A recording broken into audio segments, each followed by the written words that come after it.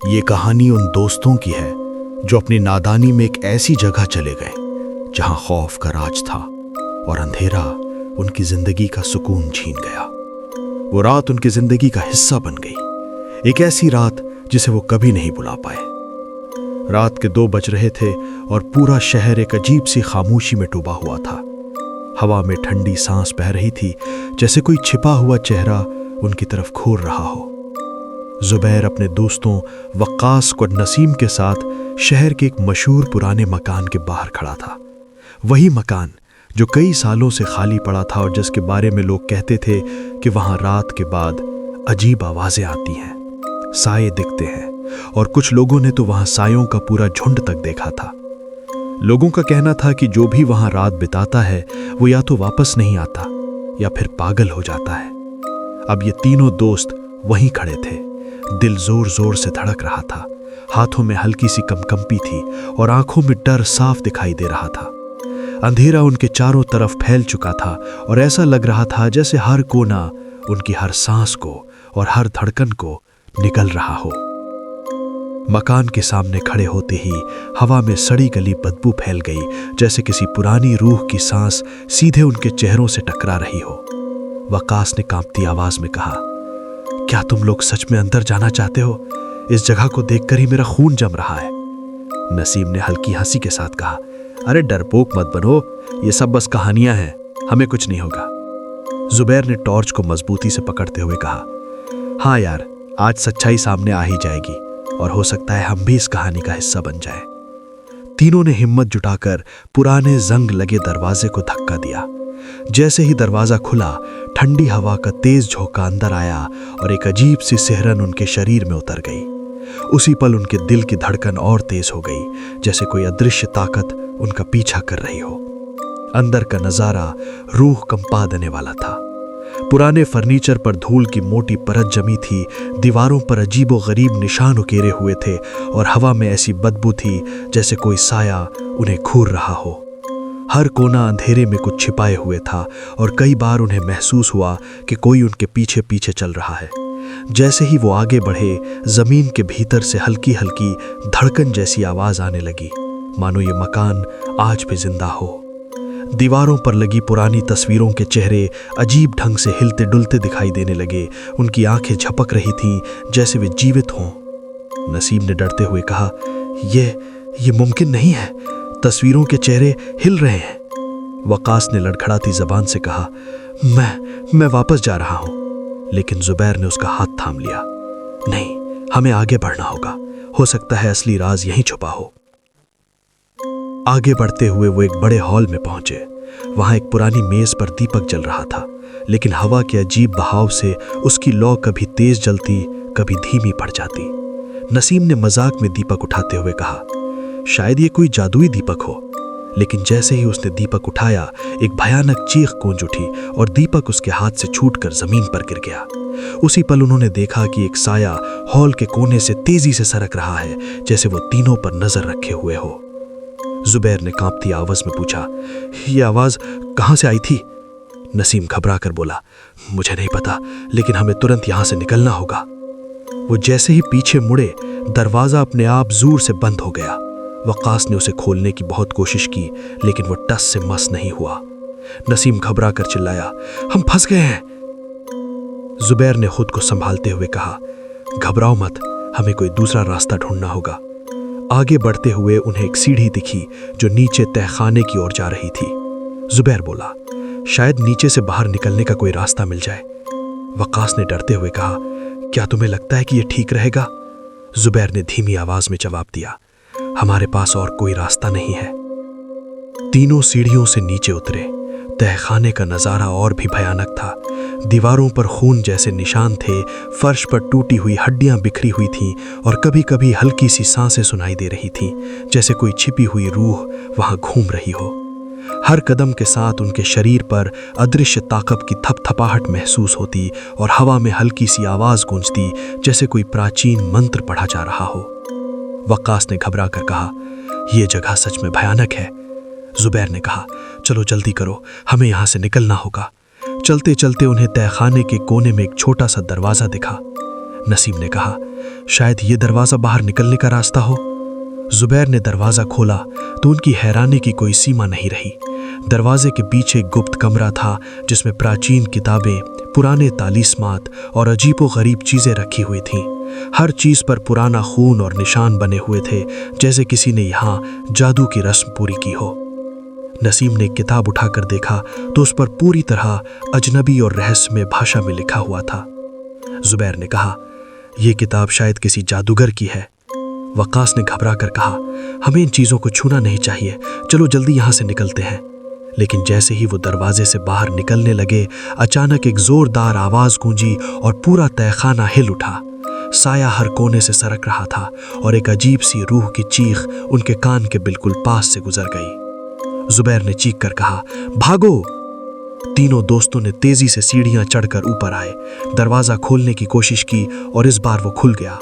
वो तेजी से बाहर निकले, दिल की धड़कन तेज, हाथों से पसीना टपकता हुआ। बाहर निकलकर उन्होंने सुकून की सांस ली। वक्कास ने कहा, मैंने कहा था कि हमें अंदर नहीं जाना चाहिए था। नसीम ने डर के साथ कहा, यह सच में एक भयानक अनुभव था। जुबैर ने कहा, हम खुशकिस्मत हैं कि जिंदा वापस आ गए। इस रात के बाद उन्होंने फैसला किया कि दोबारा कभी ऐसी जगहों पर नहीं जाएंगे, लेकिन उनके जहन में हमेशा यह सवाल रहा कि यह रहस्यमय मकान और इसका तहखाना किसके प्रभाव में था और वहां क्या राज छुपे हुए थे।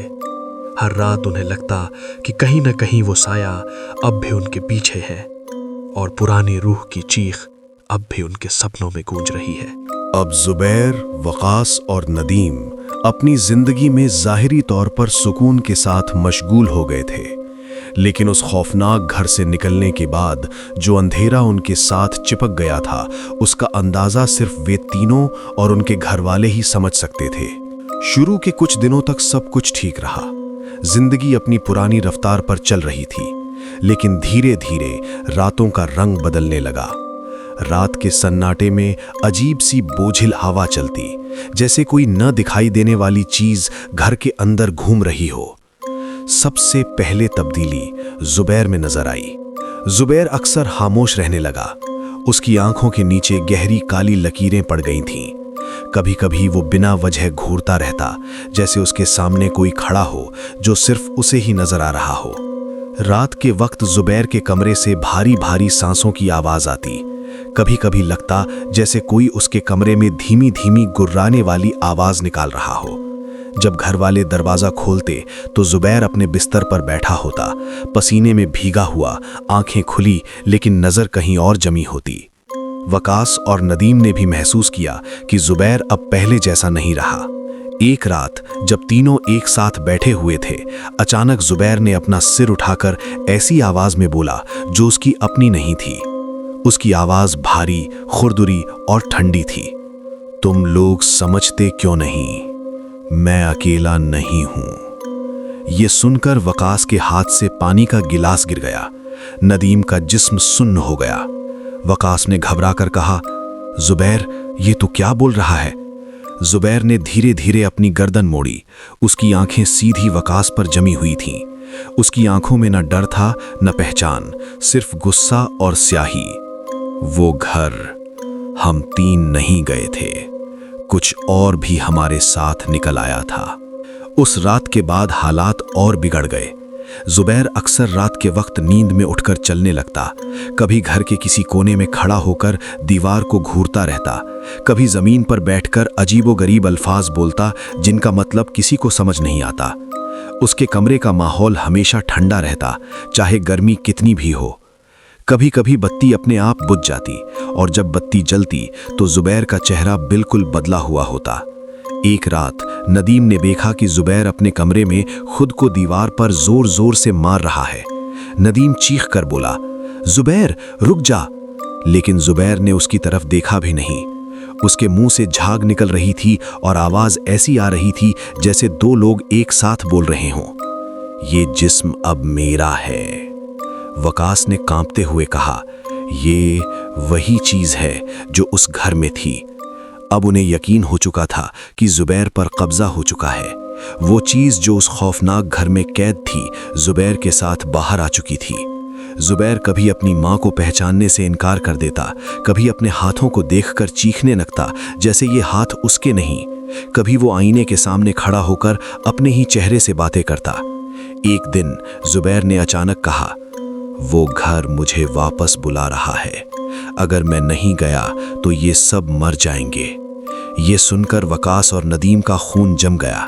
उन्हें समझ आ गया था कि ये सिर्फ शुरुआत है। जो अंधेरा उस रात के साथ निकल आया था अब पूरी तरह जुबैर के अंदर घर कर चुका था, और अगर उसे रोका न गया तो अगला निशाना सिर्फ जुबैर नहीं होगा बल्कि उसके आसपास का हर शख्स होगा। अंधेरा अब सिर्फ पीछा नहीं कर रहा था, अंधेरा जिंदा हो चुका था। जुबैर की हालत दिन ब दिन बदतर होती जा रही थी। अब वो सिर्फ रातों को ही नहीं बल्कि दिन के वक्त भी अजीब हरकतें करने लगा था। कभी बिना वजह हंसी निकल जाती, कभी अचानक चीख कर जमीन पर गिर जाता। उसकी आंखों में अब वो रोशनी नहीं रही थी जो पहले होती थी। ऐसा लगता था जैसे उसके अंदर कोई और बैठ चुका हो। उसकी माँ ने एक रात देखा कि जुबैर सजदे की हालत में बैठा है लेकिन नमाज नहीं पढ़ रहा था। उसके होंठ हिल रहे थे मगर जो अल्फाज निकल रहे थे वो दुआ नहीं थे। वो अल्फाज इतने भयानक थे कि सुनकर माँ के पैरों तले जमीन निकल गई। वो चीख कर पीछे हटी और उसी लम्हे जुबैर ने सर उठाकर उसकी तरफ देखा। उसकी आंखें लाल हो चुकी थीं। जुबैर ने भारी आवाज में कहा, ये घर अब मेरा है और ये जिस्म भी। उस रात के बाद घर का माहौल बदल गया। दीवारों से रात के वक्त खुरचने की आवाज आती, कभी रसोई के बर्तनों में अपने आप खनक होती, कभी किसी के कान के पास धीमी सी सांस महसूस होती जैसे कोई बिल्कुल करीब खड़ा हो। वकास और नदीम रोज मिलते और मशवरा करते। दोनों का एक ही ख्याल था, जो चीज उस घर से निकल कर आई थी वो जुबैर को धीरे धीरे पूरी तरह अपना बना रही थी। एक रात जुबैर अचानक घर से गायब हो गया। सुबह जब सब उठे तो उसका कमरा खाली था। दरवाजा खुला हुआ था और जमीन पर मिट्टी के निशान बने हुए थे जैसे कोई नंगे पैर चलकर गया हो। मिट्टी की बू बिल्कुल उसी खौफनाक घर जैसी थी। वकास ने घबरा कर कहा, ये वही जगह है, वो वापस उसी घर की तरफ गया है। नदीम की आवाज कांप रही थी। अगर वो पूरी तरह उसके कब्जे में चला गया तो फिर जुबैर वापस नहीं आएगा। तीनों के दिल जोर जोर से धड़क रहे थे जब वो उस पुराने घर के करीब पहुंचे। वो घर पहले से ज्यादा अंधेरे में डूबा हुआ था। आसपास की हवा बोझिल थी। दरवाजा आधा खुला हुआ था जैसे किसी का इंतजार कर रहा हो। अंदर जाते ही उन्हें महसूस हुआ कि वो अकेले नहीं हैं। जुबैर हॉल के बीच खड़ा था। उसका चेहरा बिल्कुल पीला, आंखें बिल्कुल खाली। उसके चारों ओर जमीन पर अजीबोगरीब निशान बने हुए थे। दीवारों पर वही पुराने निशान दोबारा उभर आए थे। जुबैर ने धीरे से कहा, तुम लोग बहुत देर कर आए। उसी पल हवा तेज हो गई। दीवारों पर साए हरकत करने लगे। ऐसी आवाजें आने लगी जैसे कोई रो रहा हो, कोई हंस रहा हो और कोई चीख रहा हो। वकास चीख कर बोला, जुबैर हिम्मत करो, ये तुम नहीं हो। जुबैर ने हंसी की लेकिन वो हंसी इंसानी नहीं थी। जुबैर अब खत्म हो चुका है, अब सिर्फ मैं हूं। अचानक जुबैर का जिस्म जमीन से थोड़ा ऊपर उठ गया। उसके बाल हवा में लहरा रहे थे। उसके मुंह से ऐसी चीख निकली कि नदीम के कान से खून बहने लगा। पूरा घर लरज उठा। उस पल वकास को समझ आ गया कि ये चीज सिर्फ जुबैर तक सीमित नहीं रहेगी। अगर आज इसे यहीं न रोका गया तो ये अंधेरा और लोगों की जिंदगियां निगल लेगा। और फिर अचानक घर में गहरी खामोशी छा गई। जुबैर जमीन पर गिर पड़ा, बेहोश। साए गायब हो गए, हवा थम गई, लेकिन जाते जाते वो अंधेरा अपनी निशानी छोड़ गया था। जुबैर की सांस चल रही थी मगर उसके होंठ धीरे धीरे हिल रहे थे और सिर्फ एक ही वाक्य बार बार निकल रहा था, मैं अभी गया नहीं हूं। जब जुबैर को होश आया तो उसकी आंखें खुली हुई थीं मगर वो किसी को पहचान नहीं रहा था। उसकी सांस चल रही थी, लेकिन उसका शरीर ठंडा था, बिल्कुल लाश जैसा। वकास और नदीम ने उसे उठाने की कोशिश की, लेकिन जैसे ही जुबैर का शरीर उनके हाथों से लगा, दोनों को ऐसा महसूस हुआ जैसे उन्होंने किसी मुर्दे को छू लिया हो। जुबैर के होंठ धीरे धीरे हिल रहे थे। उसकी आवाज बहुत कमजोर थी, लेकिन शब्द बेहद भयानक थे। तुम समझते हो मैं चला गया हूं, लेकिन मैं उसके अंदर हूं। नदीम डर के मारे उसका हाथ छोड़ बैठा। ये जुबैर नहीं है, ये वही चीज है। उस रात के बाद जुबैर पूरी तरह बदल गया।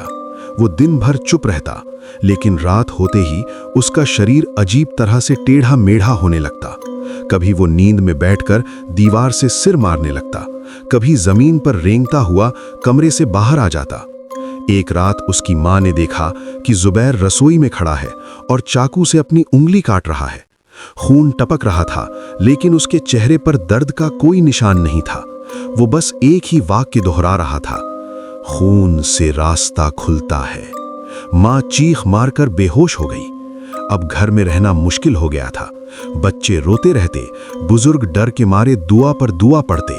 हर रात दीवारों पर नाखून घिसटने की आवाज आती। कभी छत से भारी कदमों की आहट सुनाई देती, जैसे कोई भारी चीज घूम रही हो। वकास और नदीम ने फैसला किया कि अगर अब भी कुछ नहीं किया गया तो जुबैर सिर्फ खुद नहीं मरेगा, बल्कि पूरा घर अंधेरे का शिकार हो जाएगा। उन्होंने एक बुजुर्ग आदमी का पता लगाया जिसे ऐसी चीजों का ज्ञान था। जब बुजुर्ग ने जुबैर को देखा तो उसका चेहरा पीला पड़ गया। उसने सिर्फ इतना कहा, ये शरीर अब दो हिस्सों में बंट चुका है, एक इसका है और एक उसका।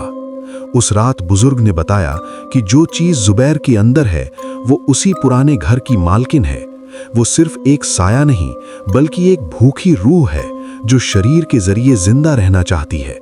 अगर उस रूह को पूरी तरह नहीं रोका गया तो वो जुबैर के बाद वकास, फिर नदीम और फिर उनके घर वालों तक पहुंच जाएगी। जुबैर को कमरे के बीच बैठा दिया गया। उसके हाथ पैर बांध दिए गए। जैसे ही दुआ शुरू हुई, जुबैर का शरीर जोर जोर से झटके लेने लगा। उसकी गर्दन उलट गई, आंखें बाहर को उभर आईं। आवाज बदल गई, रुको वरना मैं सबको ले जाऊंगा। अचानक कमरे की बत्ती टूट गई, अंधेरा छा गया। दीवारों पर साए नाचने लगे। ऐसी चीखें सुनाई देने लगीं जैसे कब्रों से उठ रही हों। जुबैर जोर से चीखा। वो इंसानी नहीं थी। फिर एक धमाके जैसी आवाज हुई और सब कुछ शांत। जब रोशनी वापस आई, जुबैर जमीन पर बेहोश पड़ा था। सबको लगा शायद सब कुछ खत्म हो गया है। जुबैर जिंदा तो था, मगर सिर्फ सांस की हद तक।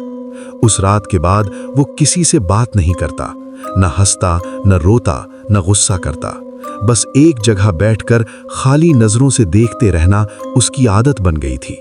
ऐसा लगता था जैसे उसका शरीर यहीं रह गया हो और उसकी रूह कहीं और कैद हो चुकी हो।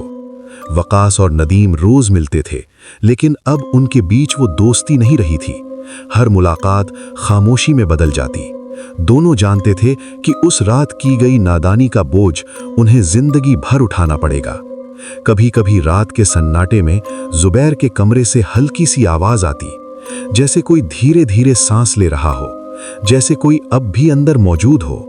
और जब भी कोई उससे पूछता, जुबैर तुम ठीक हो, तो वो बस एक पल के लिए आंखें उठाता और उसकी नजर देखकर समझ आ जाता, अंधेरा गया नहीं है, बस चुप हो गया है। 3 दोस्तों की एक रात की नादानी उनकी पूरी जिंदगी को अंधेरों में डुबो चुकी थी। कुछ दरवाजे बंद हो जाते हैं, लेकिन जो चीज उनके साथ बाहर निकल आए वो कभी पूरी तरह नहीं जाती।